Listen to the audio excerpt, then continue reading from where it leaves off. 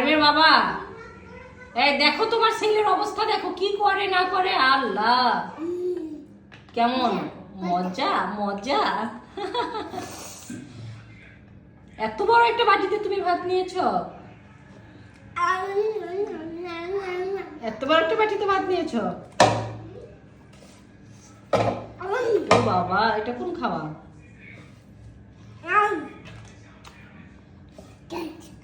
শেষ শেষ।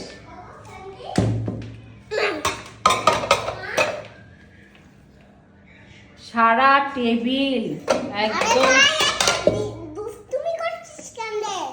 নোংরা করে অবস্থা। শেষ। ও ও এটা ধুয়ে নিয়ে যাওয়ার জন্য আমাকে দিয়ে দিল। তোমার শুধু এত দুষ্টুমি আর এত বুদ্ধি বাবা। কেমন হয়েছে রান্নাটা? হুম, তোমার হাতে রান্না অনেক মজা হয়েছে। থ্যাংক ইউ সোনা। ঝালে তো আমার মুখটাই ভরে গেল। দাঁড়ো গামছা নিয়ে